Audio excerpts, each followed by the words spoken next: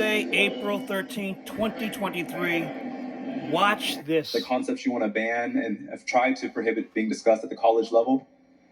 Chairman Reagan. Thank you, Mr. Speaker. To the representative, I believe in God. All else is settled by facts and data. Representative Jones. Mr. Speaker, he didn't. That's not an answer. Let's try again. Do you believe that college students are mature enough to handle conversations about systemic racism and the history of oppression in America that you're trying to prohibit under this bill? Chairman Reagan. Thank you, Mr. Speaker. I have addressed your question already, sir. Representative Jones. So we're playing not answer. Okay. Representative Reagan, what type, you call this the freedom of expression bill, but it's prohibiting concepts from being discussed freely on college campuses, and it's instituting a rogue reporting process where students can report professors for teaching this list of 16, 17 issues. Can you explain the impetus for this bill? What is the origin? What motivated you to write this bill? It seems like it's based off of white fragility, fears of teaching the truth of history. What was your reason for writing this bill? Chairman Reagan. Thank you, Mr. Speaker. This bill was brought to me by a dean of college education who I worked with, in addition to another university also contributed to this bill. That was my motivation, sir. Representative Jones. Can you name that person? Who asked you to bring this legislation? Chairman Reagan. I would prefer not to, sir. That's between me and the person who brought it to me. If you wish to discuss that in private, I'm glad to do it. Representative Jones.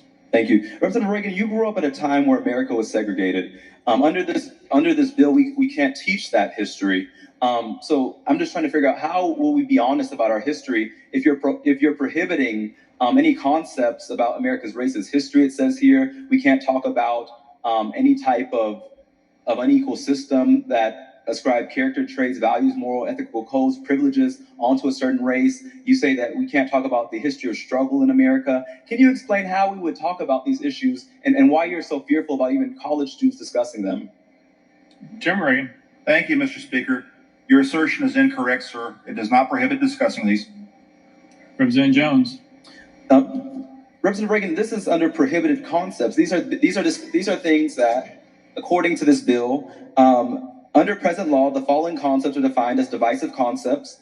And under this law, there's a reporting process where students can report professors for teaching these concepts. This sounds like fascism. This sounds like authoritarianism. This does not sound like democracy or freedom. And so again, this bill is very troubling to anybody who believes in constitutional rights and who believes in America's promise of freedom of expression. You are targeting professors and college students from talking about race and from talking about the history of America. I think it is shameful what you're trying to do. And I'm trying to get an answer as to see what is the origin of this bill, but you're being evasive because I think that you don't even know what the purpose of this bill is, besides to feed into this racist narrative that you've been promoting all session. And so my question to you, Representative Jones, that's a personal attack and you're out of order. Please refrain from making those claims when you're on the bill. Thank you. Continue, Representative Jones. Thank you, Mr. Speaker. It is not a personal attack. It's a matter of fact. Representative Jones.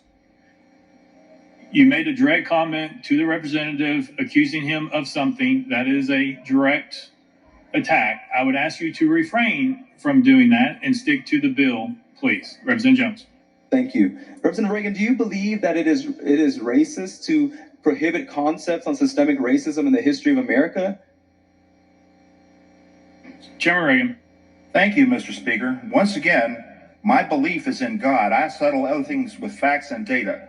The fact of the matter is, sir, this bill is not racist. It is not unconstitutional. Representative Jones. We keep bringing up God, but God says in Isaiah 10, woe to those who pass unjust laws that hurt the poor and rob them of their rights. And so stop using God to justify your bigotry. Stop using God to justify hatred and racism. Stop using God to put Jones, you are out of order. You're out of order. That's the third time you've accused a member of doing something or being something on the House floor. That's the third. Chairman Reagan, would you like to respond? No, thank you, Mr. Speaker. Representative Jones, last chance. Mr. Speaker, this member has consistently invoked God to justify this unjust, immoral, extreme racist law. I was merely trying to respond because Thank you, Representative Jones. Representative Pearson. Thank you, Speaker. This is a deeply concerning bill because it is continuing a pattern of practice that is harmful to all people. When you begin to attack education and educational institutions that seek to tell the truth about racism, sexism, these other quote unquote divisive concepts, when you try to control what a person thinks, then you are assuming the role of God rather than allowing the freedom of thought that built American educational institutions. I'll read some of this bill because I've got some folks here from Memphis and folks who are watching who need to see what the Tennessee General Assembly is calling divisive in our time. 1, race or sex is inherently superior or inferior to another race or sex. An individual, by virtue of an individual's race or sex, is inherently privileged, so we can't talk about white privilege. Racist, sexist, or oppressive, whether consciously or subconsciously. Subconsciously, I'm assuming sponsor means we can't talk about biases, which we all have. An individual should be discriminated against or receive adverse treatment because of the individual's race or sex. An individual's moral character is determined by the individual's race or sex. An individual, by virtue of the individual's race or sex, bears responsibility for actions committed in the past by other members of the same race or sex. This is to prevent white folks in particular for being told they had anything to do with enslavement. This is an individual should feel discomfort, guilt, anguish, or another form of psychological distress solely because of the individual's race or sex.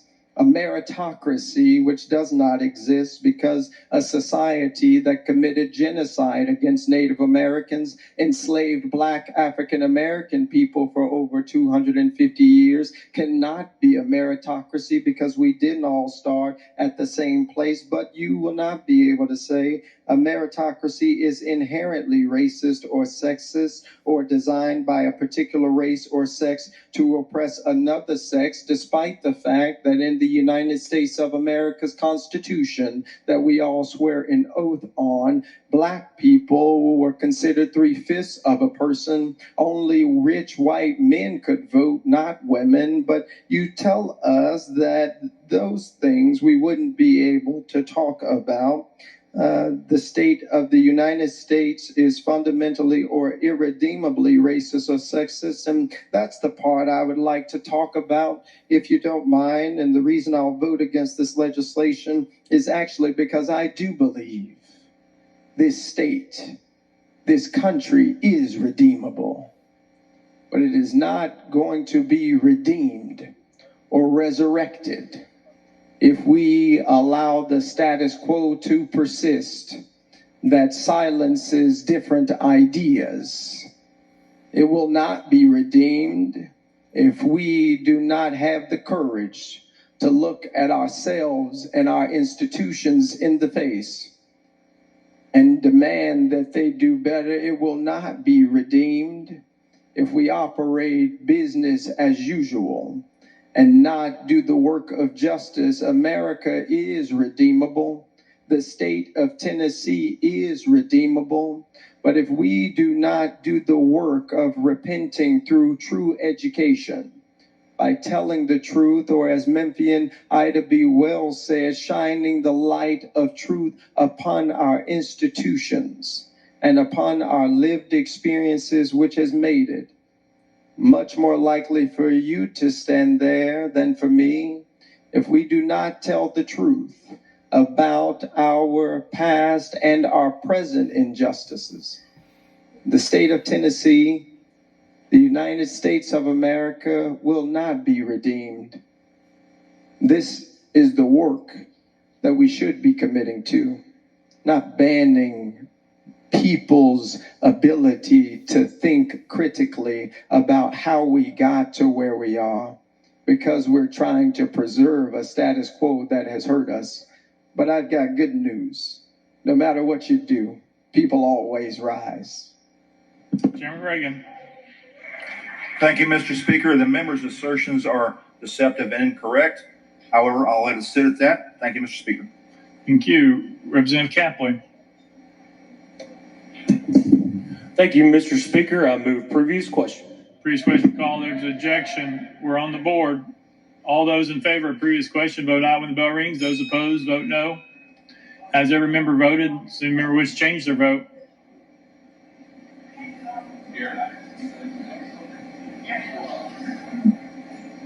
Mr. Clerk, take the vote. Aye 68, 26 nays. Previous question prevails. So you heard from Representative Justin J. Pearson, Representative Justin Jones were expelled last week, and they were once again admitted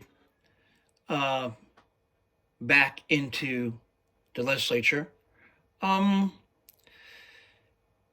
You can teach how slavery, which is free labor, work night and day and night, you're paid zero, how it hurt white Americans. It hurt white Americans. Why? Because the slaves did all the work. Everything. All right? Without being paid. That's free labor. Which means it kept white men out of jobs. White women also. By the way, after slavery, according to Reverend Dr. Martin King Jr., this is a speech from March 25th, 1965. He says, I'm paraphrasing, that black men and white men voted together in fusion coalitions, not concerned about the color of skin, but they voted economics. By the way, the Civil Rights Act of 1875 was passed, March 1st, 1875, right? So treated everybody equally. And the Supreme Court gutted that in 1883. And the next real bill, July 2nd, 1964, Civil Rights Act, Dr. King said in his Stanford speech that that bill was not as strong as the Civil Rights Act of 1875. Teaching history is so important. Teaching history and bringing all people together. We live in a multiracial, multicultural, multi-ethnic society. And it was mainly white kids, white young people went out there and protested by the thousands to have Representative Justin Jones and Representative Justin J. Pearson reinstated. And they were. Today is Thursday, April 13th, 2023. Yesterday was the 6th anniversary of Dr. King's letter from a Birmingham jail, 60th anniversary. And last week, April 4th, 2023, was 55th commemoration of Dr. King's Good Friday. But he has risen again because the legislature here in Tennessee expelled 2 black legislators who have been reinstated over the threats to cutting funding from, I know, Memphis, Amazing history.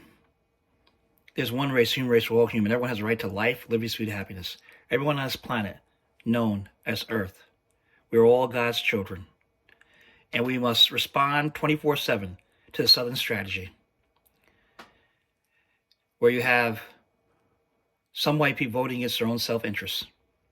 Perfect example of that is in Wisconsin, where you had the African-American running for Senate who wanted to expand, Medicare and keep Social Security strong.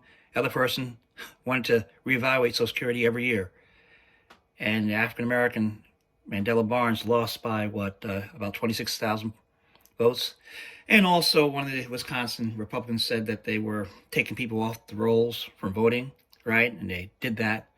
That's also a reason. But listen to Cornell Belcher. I have him on my YouTube channel, my TikTok channel, One Race, Human Race, All Human, where he talks about how they use commercials to scare white people. And that may be a cause of why there are 4 districts lost for Democrats in New York State. That and other reasons maybe. Point is, you must respond to the Southern strategy by bringing people together. One race, human race, all human. Everyone has a right to food in their stomach, clothes in the back, shoes on the feet, shelter on their head. Free state college, like it used to be. And like much of the world has that. Okay? Loan forgiveness. So young people can go out and buy homes. We may have come on different ships to America, but we're all in the same boat now. All boats must rise together as human beings. God bless you, and God keep you.